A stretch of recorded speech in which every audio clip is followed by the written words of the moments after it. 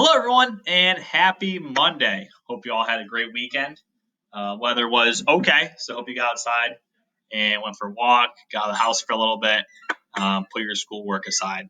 Okay, so this week, I don't know if you saw, but I wrote a schedule that kind of breaks down what we're going to do this week. So we're going to do 2 lessons today and tomorrow, some practice on Wednesday, and I'm going to have you guys work on a distance learning survey, like a feedback on Thursday, kind of cap off this week. Okay, but today we are looking at section 6.4, which is on employee benefits. Okay, so some keywords for today. We're not gonna get to all this. Okay, but again, employee benefits means, besides getting paid, what are some things you can earn through employment? We talk about health insurance sometimes, vacation time, different things like that we're looking at, and retirement, right? So a pension or a 401k type program. So let's work through a couple questions. I think I have 5 questions for you guys today, so it won't be too much. And then you'll have a couple to work on after that. Before I get into this question here, guys, I forgot. So your discussion board post for today, I want you guys to look at this unemployment idea here. Okay, we don't have any questions on it in the lesson, but I thought it'd be cool if you guys went ahead and looked into, what are the unemployment benefits in Connecticut? What are they in Connecticut? What are they in other states? How would that compare? And a couple other things I want you to look at as well. So go look at the discussion board post and please respond to that after this lesson. So let's talk about some paid vacation. All right, so Alan here works for a printing company. It has been a little over 4 years since he was hired. He now makes $54,080 per year. When he was hired, he was told he had 5 days of paid vacation time. For each year that he worked at the company, he would gain another 2 days of paid vacation time to a maximum of 20 days. So how many paid vacation days does he now get at the end of 4 years of employment? And how much will he make during the time he's on vacation? Whew, there is a lot going on that question. Okay, so I just want to kind of break it down and kind of organize what we're seeing there. Okay, so first of all, we look at what his vacation benefit is. So again, he starts with 5 days, so I'm underlining that. Okay. Ooh.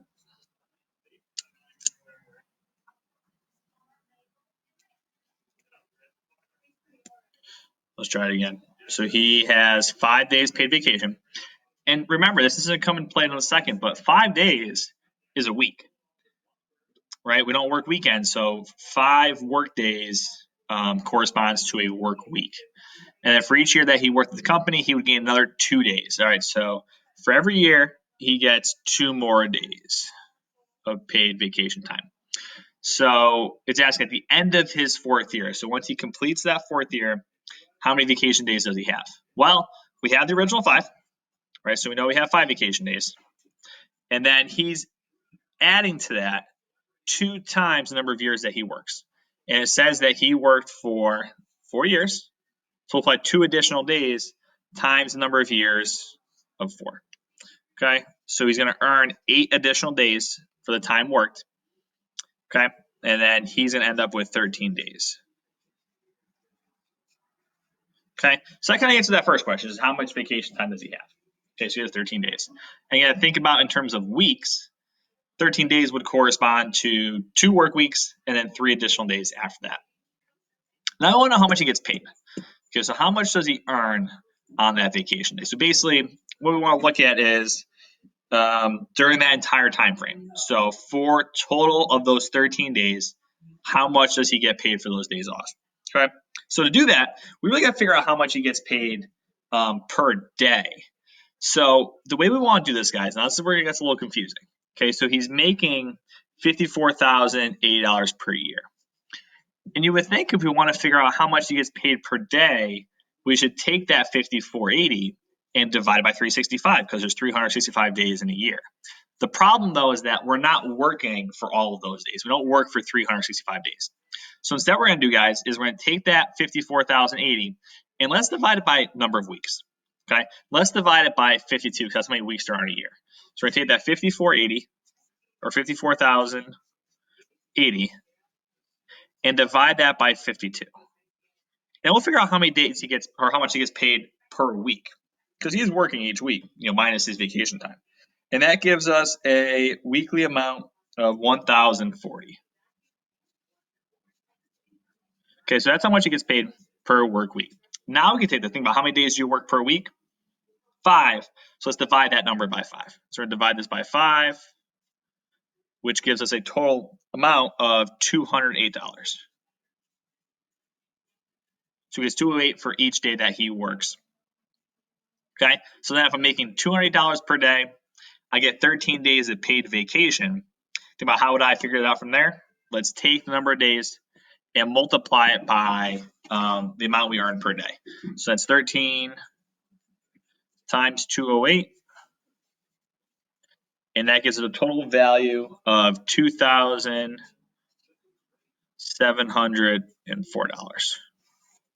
There we go. Okay, so kind of two different ideas there. Find number of days of vacation and total value of that vacation time. Okay, example number 2. So now we're talking about healthcare. Okay, so Frida's employer offers her family healthcare. Frida must contribute 12% of the cost, and then her employer is going to cover the rest of that.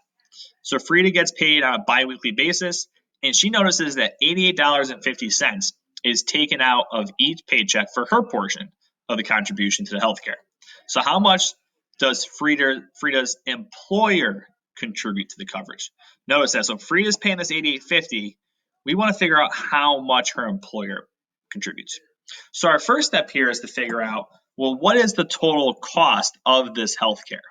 Right? Because we know Frida pays $88.50, and we know that $88.50 represents 12% of the entire cost. So we're going to do this and set up an equation, okay? Because we know $88.50 is 12% of that total. So we can set it up like this. We're going to say $88.50. Okay, that word is a keyword, oh boy, that represents an equal sign in an equation. So we're going to say $88.50, come on.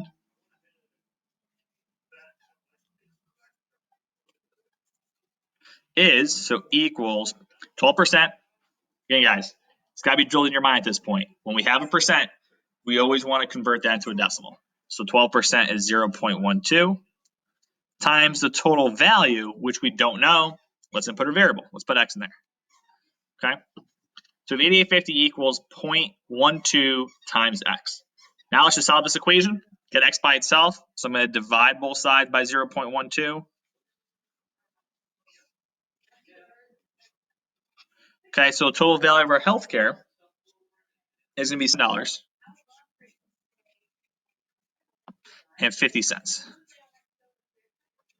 Okay, but we are not done at this point because the question is not asking for the total. It's asking how much does her employer contribute. So if we know the total price of the health insurance, we know how much Frida contributed, just got to subtract the two.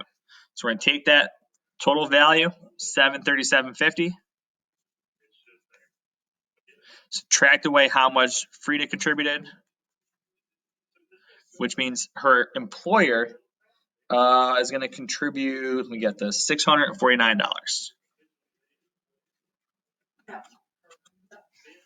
Okay, here we go, guys. Okay, what I want you guys to do now, the next question is a you try, meaning I want you to pause this video, okay, take a second, try this one out on your own, and then unpause, and I'll go over it pretty quickly when you're done.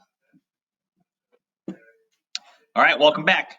So let's go ahead and go over this one. So first of all, if you want to quickly check, you should have gotten, because it's asking for the total cost, $216.66. Okay, that's the total value. Okay, so this one's a little bit easier than the one before it because we didn't have to subtract at the end. All we got to do here is we're saying, all right, Mark pays $32.50 and his contribution is 15%. So that means that $32.50 represents 15% of the total. So we're going to say, all right, $32.50 is 15% of the total. All we do then is solve the equation. So let's divide both sides by 0.15. And that's what gives us the total value of the healthcare, $216.66. Okay. You guys want to see a guest real quick? Guest appearance? This is Ramsey. How's he look? Oh, he's a good boy. Working on his potty training still, but he's doing a great job. Yep. Brand new pup. We got him on Thursday. All right. Bye, Ramsey. Is he? Oh, boy. Do you want to take him for a walk? You can take him for a walk. I'm good. I'm good. He'll be fine. All right. Yeah, maybe I will. We're back. All right. Let's go on to the next one. So we got 2 more questions, guys. We're talking about a pension. Right here.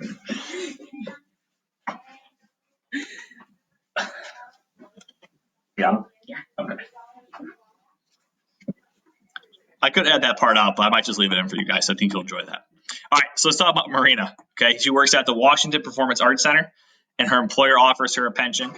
So now a pension, guys. So again, when it comes to your retirement benefits, there's a couple different ways that companies could do it. Okay, a pension means you get a set amount, each month. And that's kind of it, right? So when you pass away, that would go to the beneficiary, but after that, the money would no longer be paid. Another way you can do it is some companies offer a 401k match, where they say, all right, we'll match whatever you contribute into your 401k account, let's say 5% of that, or for the first 6%. Okay, and that's money that gets invested into the stock market, so on and so forth. You have a little more control over it. But a pension is a little more safe because you know that's going to come. Well, hopefully will come once you retire. Okay, so for Marina here, it says her employer uses a formula to calculate the pension. Okay, that's going to be confusing, guys. So I'm going to read it through, and I'll go back and highlight parts of it. So retiring employee will receive 1.5% of their average salary for the last 5 years of employment for every year worked. Okay, so what that means is we're first going to figure out what is her average salary of her 5 years. Okay, average salary for the last 5 years. So that's our first job. So we take the last 5 years she worked, add them up, divide by 5. That's her average. And then she gets 1.5% for every year that she had worked. Meaning, guys, if she just worked for 1 year, she only gets 1.5% of that average. It's a really small amount. If she worked for 2 years, she's going to get 1.5% for the first year, 1.5% for the second year. So she would earn 3% of that average. So basically, the percentage that she gets is going to increase each year that she works. Okay, so that's another thing to keep in mind. So Marina is planning to retire at the end of this year after 25 years of employment. All right, so she's going to get basically 25 times 1.5 would help us figure out how big of a percentage she's earning off her average. Okay, then her salaries for the last 5 years are, same here, 88,900, 92,200, 96,000, 98,000, and 102,000. So we just want to calculate what her pension is. So first of all, let's figure out what is the average of those 5 years. So I'm not going to write it all out, but we're going to take these 5 numbers here and find the average. So let's add them up, add up all 5, divide by 5, and you should get an average salary of $95,420. Okay, so that's her average. Now we're going to take that number and we're going to multiply by 2 things. Okay, could take that 1.5 and multiply by 25 and get her new percentage. Or we can just multiply it by, 1.5% as a decimal is 0.015 times the number of years that she works, which is 25. Okay, because guys, this number here, this represents how big of a percentage she gets. So we could either multiply it out beforehand or just do it within the formula. Anyway, when you do that, multiply those 3 things together, her pension that she is going to get every year ends up being $35,782. Okay, and that's going to be her pension at the end of that time. All right, so go ahead and click to the next page, or I'm going to click to the next page. Again, go ahead and pause this video for a second. Okay, try this one out, and then unpause when you're ready, and we'll go over it. All right, welcome back. So what you should get here is a pension. Let's see, this is the Brown, 37,000.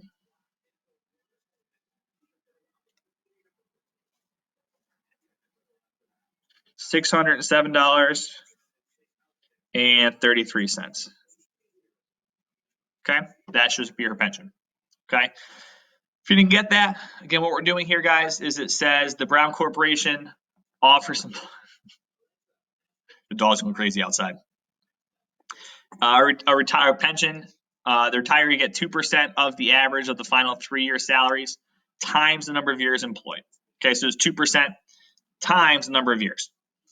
Suppose an employee's last 3 years are 78,403, 78,958, and 79,694. Okay, so our first job, guys, is to calculate what the average of those three would be. Okay, when you add up those three, then divide by 3, we get an average salary of $18.33. Okay, to then find this employee's pension, what we're going to do is take that average, we're going to multiply it by this 2% and then times 20. So times 0.02 times the number of years worked, which was 20. We do all that, you end up getting $37,607.33. Okay, so that's all for today, guys. Those are our main ideas. Okay, so go back, complete that discussion board post, complete your Google form. You're good for today. Talk to you all tomorrow.